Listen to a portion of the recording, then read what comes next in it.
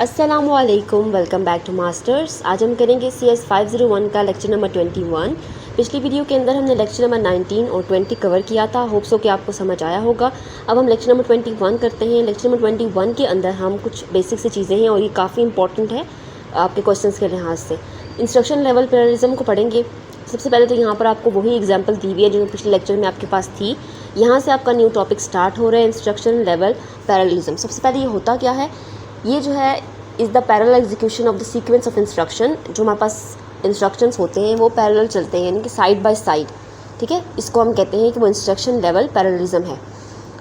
उसके बाद यहाँ पर दूसरी चीज़ आपको बताई हुई है इन्होंने कि कैसे हम प्रोसेसर का थ्रूपुट इंक्रीज़ कर सकते हैं। दो तरह से हम इंक्रीज़ कर सकते हैं, तो ये काफ़ी इंपॉर्टेंट है। शॉर्ट में अक्सर आ जाता है कि प्रोसेसर का थ्रूपुट इंक्रीज़ कैसे हो सकता है। By increasing the clock speed, एक तो क्लॉक स्पीड को अब इंक्रीज़ करके कर सकते हैं, और by increasing the number of instructions that can execute in parallel. Parallel जो इंस्ट्रक्शन एग्जीक्यूट हो सकते हैं, जब उनका इंस्ट्रक्शंस के नंबर को इंक्रीज़ कर दिया जाएगा तो थ्रूपुट ऑटोमेटिकली इंक्रीज़ हो जाएगा। तो दो तरह से हम थ्रूपुट को इंक्रीज़ कर सकते हैं। उसके बाद यहाँ पे इनकी थोड़ी डिटेल भी दी हुई है, और यहाँ पर ये चीज़ इंपॉर्टेंट है कि कंप्यूटर आर्किटेक्चर और लॉजिकल जो डिज़ाइनर होते हैं वो जो है वो क्लॉक स्पीड को मैनिपुलेट नहीं कर सकते थ्रूपुट को इंक्रीज़ करने के लिए। यही बात यहाँ पर दोबारा लिखी हुई है कि कंप्यूटर आर्किटेक्चर जो है वो क्लॉक स्पीड को माइक्रो प्रोसेसर की इंक्रीज़ नहीं कर सकते। ठीक है, लेकिन वो इसकी जो इंस्ट्रक्शंस प्रोसेस्ड पर यूनिट है, यानी कि जो दूसरा हमने पॉइंट देखा था, उसको इंक्रीज़ कर सकते हैं। ठीक है, तो पहले को नहीं कर सकते, दूसरे को कर सकते हैं। तो ये पॉइंट आपने MCQs के लिए याद रखना है। उसके बाद यहाँ पर आपको दो इनकी कैटेगरीज बताई हुई हैं, उनको देख लेते हैं। यहाँ पर सबसे पहले तो सुपर स्केलर आर्किटेक्चर है, और उसके अलावा दूसरा हमारे पास VLIW आर्किटेक्चर है। तो इनको देखते हैं क्या चीज़ें हैं, ये आगे डिटेल में भी हैं। अब यहाँ से शॉर्ट हम देख लेते हैं। सुपर स्केलर आर्किटेक्चर में क्या होता है, इसके अंदर जो स्केलर प्रोसेसर होता है वो मल्टीपल इंस्ट्रक्शन को एक साथ एग्जीक्यूट कर सकता है। ठीक है, और इसके अंदर क्या होता है, इसकी फुल फॉर्म क्या है हमारे पास, वेरी लॉन्ग इंस्ट्रक्शन वर्ड। ठीक है, V for very long instruction word. इसके अंदर क्या होते हैं कि आपकी जो इंस्ट्रक्शंस लेंथ होती है वो काफ़ी लंबी होती है, यानी कि काफ़ी ज़्यादा इंस्ट्रक्शन वर्ड की लेंथ होती है, और इसके जो इंस्ट्रक्शन की शेड्यूलिंग है वो कंपाइलर खुद करता है। ठीक है, ये दो बातें इसके बारे में आपने याद रखनी है। उसके बाद यहाँ पर ये बहुत ही इंपॉर्टेंट है, पाइपलाइनिंग के दरमियान में और इंस्ट्रक्शन लेवल पैरेललिज्म के दरमियान में क्या डिफरेंस है। ये पेपर में अक्सर लॉन्ग क्वेश्चन आता है, तो ये काफ़ी इंपॉर्टेंट है, इसको आपने अच्छे से देख लेना है। पाइपलाइनिंग देखिए, यहाँ पे आपको 4 पॉइंट्स बताए हुए, और इस तरह से इसकी भी डिफरेंस करके 4 पॉइंट बताए हुए। पाइपलाइनिंग के अंदर हम सिंगल फंक्शनल यूनिट था, यहाँ पर अब मल्टीपल फंक्शनल यूनिट है। यहाँ पर जो इंस्ट्रक्शंस थे वो सिक्वेंशली एग्जीक्यूट होते थे, और यहाँ पर वो पैरेलल इशू है वो इशूड होते हैं। हमने अब यहाँ पर पैरेललिज्म की टेक्निक पढ़ी है, तो इसमें इसका मतलब है कि इंस्ट्रक्शन पैरेलल यानी कि साइड बाय साइड एग्जीक्यूट होते हैं। इसमें हम थ्रूपुट को ओवरलैपिंग करने से इंक्रीज़ कर सकते थे, जबकि इसमें हम थ्रूपुट को इंक्रीज़ कैसे कर सकते हैं, क्लॉक साइकिल के ज़रिए से और मल्टीपल फंक्शनल यूनिट के ज़रिए से। इसके अंदर चौथा पॉइंट है very little extra hardware required. हमें बहुत थोड़ा सा चाहिए होता था, लेकिन इसके अंदर मल्टीपल फंक्शनल यूनिट चाहिए होते हैं CPU के अंदर ही हमें। तो ये दोनों जो डिफरेंस हैं ये बहुत ही ज़्यादा इंपॉर्टेंट हैं, ये आपने एज इट इज़ याद करने हैं। आपको शॉर्ट लॉन्ग दोनों में आ सकता है ये क्वेश्चन। उसके बाद सुपर स्केलर आर्किटेक्चर जो मैंने पीछे ज़रा सा देखा था, उसकी डिटेल यहाँ पर गिवन है। ये भी बहुत ही इंपॉर्टेंट क्वेश्चन है, अक्सर पेपर में इसके बारे में कुछ ना कुछ आता ही रहता है। इसके अंदर क्या क्या चीज़ें होती हैं, यहाँ पर इसका अपने फीचर्स बताए हुए हैं। इसके अंदर हमारे पास इंटीजर यूनिट होता है, फ्लोटिंग पॉइंट यूनिट होता है, और ब्रांच प्रेडिक्शन यूनिट होता है। ठीक है, 3 चीज़ें इसके अंदर होती हैं। यहाँ पर मैंने आपको बता दिया कि इसके इंस्ट्रक्शन को 3 क्लासेस में डिवाइड किया गया है, इंटीजर, फ्लोटिंग पॉइंट और ब्रांच प्रेडिक्शन। और उसके बाद इसका काम क्या है, इससे काम यहाँ पे देखें, जनरल ऑपरेशन, ये मल्टीपल इंस्ट्रक्शन को फैच करता है, फिर उसके बाद डिकोड करता है, और उसके बाद डिस्पैच करता है। ठीक है, पहले फैच करेगा, फिर डिकोड और फिर डिस्पैच। ये 3 चीज़ें इसके काम हैं, ये भी आपने याद रखने हैं। और यहाँ पर सुपर स्केलर डिज़ाइन के बारे में उन्होंने और भी बातें आपको बताई कि प्री फैच और डिकोड करने के लिए इंस्ट्रक्शन के लिए हमारे पास ये काम आता है। इसके पीछे इसका ये जो है वो फिलॉसफी है इसके पीछे। तो यहाँ पर मैं आपको एक इमेज से भी दिखाऊंगी। यहाँ पे आप देखें तो इंस्ट्रक्शन फैच हमारे पास एक यूनिट होता है यहाँ पर। उसके बाद इंस्ट्रक्शन इक्वी होती है, इक्वी यानी कि लाइन पे सारी इंस्ट्रक्शन यहाँ पे लाइन बाय लाइन यहाँ पे रखी जाती हैं। उसके बाद यहाँ से वो डिस्पैच यूनिट के अंदर जाती हैं, वहाँ से ये फ्लोटिंग पॉइंट के यूनिट के अंदर जाते हैं, यहाँ से वो फिर यूनिट के ऊपर राइट हो जाती हैं, और कुछ इंस्ट्रक्शन जो है वो इंटीजर यूनिट में जाती हैं।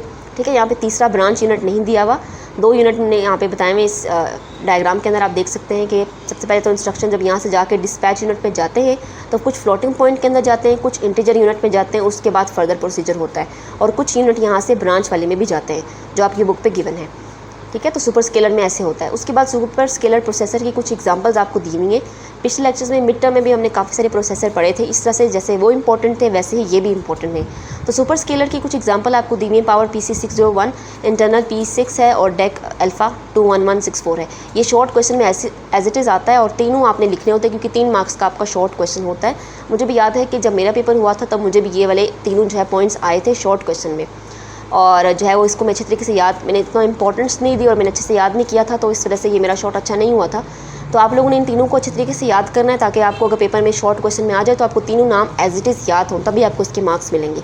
अब दूसरा देख लेते हैं, उसके बारे में यहाँ पे आपको बताया मैंने। VLIW आर्किटेक्चर में क्या था, ये सबसे पहले तो आपको ये पता होना चाहिए कि इसकी फुल फॉर्म क्या है। Very long instruction unit, very long instruction word, ठीक है। एज इट इज़ आपने याद रखना है। V for very, L for long, I for instruction and W for word. और ये कितने बिट्स का होता है, ये 64 या फिर 128 बिट का होता है, क्योंकि हमने देखा कि वेरी लॉन्ग इंस्ट्रक्शंस हैं तो वो या 64 होंगे या फिर 128 होंगे। उसके बाद the longer instruction word carries information to the road data to register file and execution unit. यहाँ पर ये वाली चीज़ काफ़ी इंपॉर्टेंट है। ये क्वेश्चन ऐसे भी आता है कि सुपर स्केलर और आर्किटेक्चर और VLIW आर्किटेक्चर के दरमियान में क्या डिफरेंस है। इन दोनों का डिफरेंस भी अक्सर पेपर में आता है, तो उनके डिफरेंस के लिए आपने ये चीज़ें कुछ याद रखनी है। यहाँ पर आप देखें, execution order decision are made by at the compiler time, ठीक है। इसके अंदर जो है वो एग्जीक्यूशन ऑर्डर जो है वो कंपाइल टाइम पे बनाया जाता था, जबकि सुपर स्केलर डिज़ाइन के अंदर वो रन टाइम पे होता था।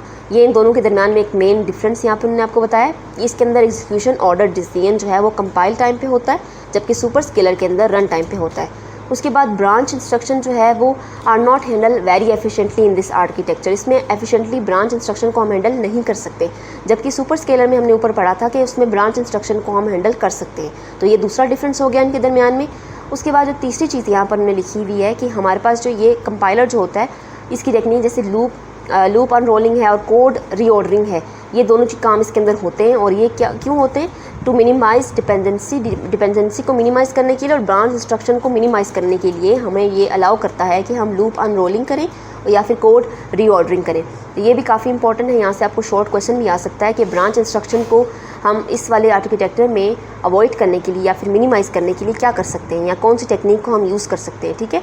तो इस वाले आर्किटेक्चर के अंदर हम ब्रांच इंस्ट्रक्शन को मिनिमाइज़ करने के लिए लूप अनरोलिंग और कोड रीऑर्डरिंग का मेथड इस्तेमाल करते हैं, ठीक है। ज़्यादा डिटेल आपकी बुक में नहीं दी हुई, तो जितना आपकी बुक में है हम उतना ही पढ़ेंगे।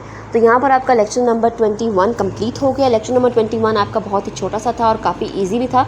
इसके अंदर जितनी इंपॉर्टेंट चीज़ें थी वो मैंने आपको बता दी हैं। इन दोनों आर्किटेक्चर का डिफरेंस, VLIW आर्किटेक्चर हमने पढ़ा और सुपर स्केलर आर्किटेक्चर पढ़ा। इन दोनों का जो दरमियान में जो डिफरेंस है ये काफ़ी इंपॉर्टेंट है, आपको अक्सर शॉर्ट में आता है और लॉन्ग में भी आ सकता है। उसके अलावा इसकी जो प्रोसेसर की जो 3 एग्जांपल्स थी ये काफ़ी इंपॉर्टेंट हैं, आपको पेपर में आ सकती हैं। सुपर स्केलर के बारे में कुछ ना कुछ तो आता ही रहता है, तो सुपर स्केलर आर्किटेक्चर के बारे में आपको ये बातें पता होना चाहिए कि उसके अंदर 3 कौन सी मेन चीज़ें हैं, यानी कि 3 क्लासेस कौन सी हैं, ये भी आपको शॉर्ट में आ सकता है। तो काफ़ी आसान इंटीजर है, फ्लोटिंग पॉइंट है और ब्रांच प्रिडिक्शन है, 3 है इसके अंदर। और कौन सी है जो उसके अंदर नहीं है दूसरे वाले आर्किटेक्चर के अंदर, जिसमें वेरी लॉन्ग इंस्ट्रक्शन वर्ड हमने पढ़ा था, उसके अंदर ब्रांच प्रिडिक्शन नहीं थी। उसके अलावा जो उसके 3 मेन इंपॉर्टेंट काम है, जनरल 3 ऑपरेशन है, ये भी शॉर्ट आता है आपको कि मल्टीपल इंस्ट्रक्शन को फैच करने के लिए यूज़ होता है। इसके अलावा decode some of their portion to determine the class को डिटरमाइन करने के लिए कुछ पोर्शन को डिकोड भी करता है और उसके बाद उसको डिस्पैच भी करता है, जैसे कि मैंने आपको उस डायग्राम से दिखाया था। उसके बाद ये वाला क्वेश्चन जो है वो लॉन्ग और शॉर्ट दोनों के लिए बहुत ज़्यादा इंपॉर्टेंट है, यानी कि इस वाले लेक्चर से आपका एक क्वेश्चन ज़रूर आएगा, चाहे वो लॉन्ग में आए या फिर शॉर्ट में आए। तो ये लेक्चर आपने बहुत अच्छे से कवर करना है। यहाँ पर इनका जो है ज़रा सा इंट्रोडक्शन दिया हुआ है और ये दोनों अप्रोचेस कौन सी हैं, ये हमारे पास इंस्ट्रक्शन लेवल पैरेललिज्म को अचीव करने की 2 अप्रोचेस कौन सी हैं, ये भी आपको शॉर्ट में आता है, ये भी आपने याद रखना है। इनकी फुल फॉर्म आपको MCQs में भी आती है, VLIW की वेरी लॉन्ग इंस्ट्रक्शन वर्ड, इसकी फुल फॉर्म MCQs में अक्सर पूछी जाती है, ठीक है।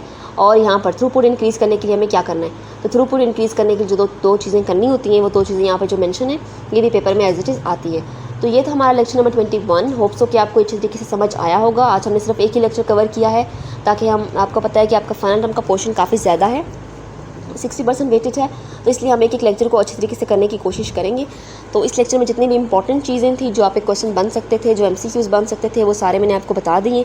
यहाँ पर अगर आप देखें तो यहाँ पर इंस्ट्रक्शन लेवल पैरेललिज्म ILP ये भी MCQs आता है, जिसमें ILP की फुल फॉर्म क्या है, इंस्ट्रक्शन लेवल पैरेललिज्म, ये भी आपको आ सकती है। इसके अलावा इसके अंदर जो एग्जीक्यूशन सीक्वेंस होता है हमारे पास इंस्ट्रक्शन का, वो पैरेलल चलता है, यानी कि साइड बाय साइड चलता है, ये भी MCQs आपको पेपर में आता है। तो ये 3-4 MCQs इस लेक्चर से आते हैं और इस लेक्चर से शॉर्ट और लॉन्ग आने के चांसेस बहुत ज़्यादा होते हैं क्योंकि इसके अंदर काफ़ी इंपॉर्टेंट चीज़ें हैं। तो इस लेक्चर को आपने अच्छे से प्रिपेयर कर लेना है। अगर आपको कोई बात समझ नहीं आए तो आप कमेंट बॉक्स में मुझसे पूछ सकते हैं। इसके अलावा आप कमेंट बॉक्स में बता सकते हैं कि आपको लेक्चर कैसे लग रहा है, आपको समझ आ रही है या नहीं समझ आ रही। अगर कोई सजेशन आप देना चाहते हैं तो वो भी आप कमेंट बॉक्स में दे सकते हैं। इसके अलावा इस लेक्चर को अपने दोस्तों के साथ भी शेयर कर दें ताकि उनकी भी हेल्प हो जाए। Thank you so much for watching this video.